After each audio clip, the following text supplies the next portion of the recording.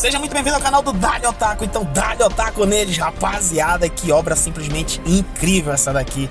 Tem protagonista que tem aquisição de poder e transformação? Tem protagonista batendo na cara de vagabundo, esfregando a cara dele no chão porque se acha que é melhor do que ele, porque tem mais dinheiro ou status social do que ele. Tem também. E tem também a morte do nosso prota, mas que ele volta no tempo pra humilhar aqueles que lhe humilharam ou então foram contra a sua existência no mundo e lhe mataram. Então vamos com tudo.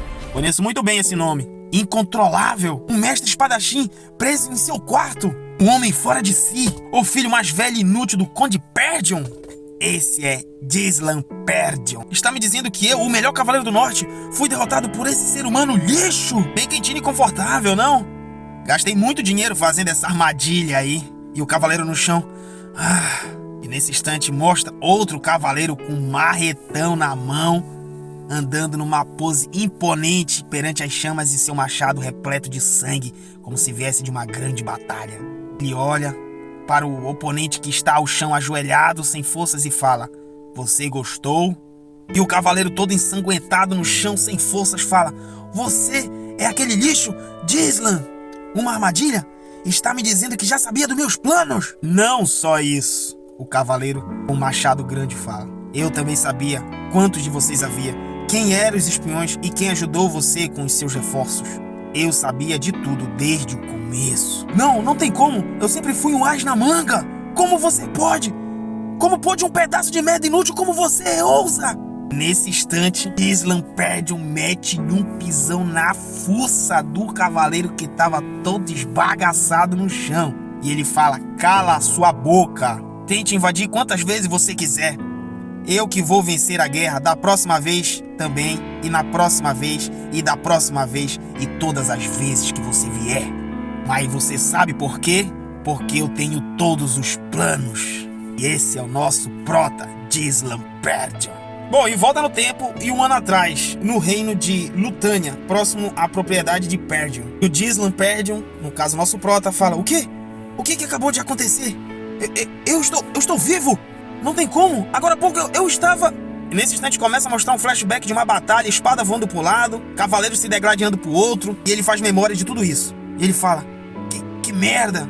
E eu acho que esse daí é o Gislan Perdion, viu, rapaziada? Porque a cara do caboclo tá tão deformada que não dá nem pra saber quem é ele. Chicotada de espadada no meio dos peitos, ketchup jorrando pra tudo que é lado. E um outro cavaleiro diante dele, imponente, e ele ajoelhado, sem forças, e outro cavaleiro fala: "Então é assim que acaba o Gislan Perdion, o rei mercenário e um dos 7 mais fortes do continente, né? A guerra acabou. Um dos 7 mais fortes do continente, cavaleiro nobre, Idun."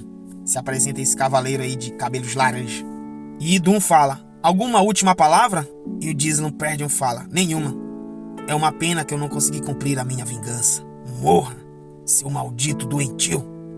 E nos mostra que esse cavaleiro que estava realmente todo esbagaçado é um dos 7 mais fortes do continente, o rei mercenário, o Gislan Perdion. E nesse instante o cavaleiro hindu fala: "Que arrogante é você, hein?" E ele continua falando para Gislan Perdion: "Mas eu não esperava que você fosse o filho mais velho da casa caída dos Perdion. Você deixou a família depois que a sua irmã morreu, certo?" E o Gislan Perdion não fala nada, só suspira. "Como você sabe disso, sendo que é de um reino bem diferente?" E o cavaleiro Idun fala: "Claro que eu saberia. Trabalhei muito e muito tempo atrás tentando te encontrar, porque fomos nós que trabalhamos com a casa do Delfine para destruir a sua família." E nesse instante é como se desse um choque de realidade no Gislan. E ele fala: "Nós?" E ele pensa: "Tiveram outras pessoas por trás, além da casa do Duque Delfine?" E o Idun diz: "Bem, não tem motivo em explicar mais, já que você vai morrer logo. Só aceite seu destino de uma vez por todas." E botando essa lambidona no pescoço do Gislan: "Seu desgraçado! Nunca vou te perdoar!" E o Idun diz: "Então tá bom." E simplesmente vimos uma das cenas mais cruéis e fortes dessa obra. O momento que o cavaleiro Idun simplesmente decapita Gislan Perdion. E minutos depois, a sua decapitação corta. "Ele me decapitou naquele momento? Ainda assim, aqui estou eu com a minha cabeça ainda presa em meu corpo? Aquilo tudo foi aquilo tudo foi alucinação? Também sou eu, mais jovem. Fui levado como refém e usado como um rato de laboratório de magos ou coisa assim, será? Esses malditos arrogantes vão fazê-los se arrepender por me manterem vivo. E ele, completamente indignado e sem entender nada, alguém entra no seu recinto e diz: Ô jovem mestre! E esse daí é o soldado Ricardo. O soldado perde o Ricardo. E ele fala: Ô, por favor, venha aqui, jovem mestre. Sei que está acordado. E nesse instante, Disno pula no pescoço do Ricardo e bota a espada no pescoço dele. E nesse instante, Ricardo não está entendendo nada e fica completamente assustado. E ele fala: Vou te deixar viver se responder às minhas perguntas agora, Ricardo. E o Disno fala: Ou talvez não. O Ricardo, completamente assustado, fala: Jovem mestre, não acha que isso é ultrapassar os limites? Era só falar não. E o Dylan fala: Que reação é essa? Ele está sendo ameaçado? Do que você está falando? O Dylan diz. E o Ricardo se solta do Dylan, dá um socão nele e fala: Você ficou cansado por causa da sua birra mais cedo e caiu no sono, né? E o Dylan: O quê? Eu? Birra? E o Ricardo esqueceu de tudo depois de uma sonequinha, né? Estava fazendo birra por causa do assunto de como iria comandar o grupo para atacar os orcs. E o Dylan: Orcs? E o nosso prota continua: O quê? Eu fiz birra? Que tipo de besteira é essa, hein? E o Ricardo: Pega suas coisas, tem gente te esperando, vamos logo. E o Dylan, sem entender nada: Minhas coisas? Aonde estamos indo? E o Ricardo continua: Aonde? A propriedade dos Perdion, é claro. E o Dylan: O quê? E o nosso prota pega ali no ombro do Ricardo e fala: Fala isso de novo. E o Ricardo: Perdão. E o Dylan: Perdion? Está falando da propriedade em ruínas? E ele corre para fora da sua barraca e vai olhar a propriedade Perdion, a propriedade da sua família. Ele olha o vilarejo, olha o território e o castelo que está logo lá à frente. Ele fica embarbacado. E ele faz memória: realmente é a propriedade dos Perdion. Como ela está bem, havia reduzido a cinzas naquela época. E o Ricardo: Você teve um pesadelo horrível ou algo assim? Chama a sua própria casa de ruínas? Vai ser expulso se o conde ouvir isso, sabia? E nesse instante, o jovem Perdion puxa a sua bochecha ali, achando que está num sonho. E ele fala: Será que eu estou sonhando agora? E ele continua puxando mais forte, chega e estrala. Ele fala: não é um sonho. Acho que não. E ele faz memória do que aconteceu alguns segundos atrás.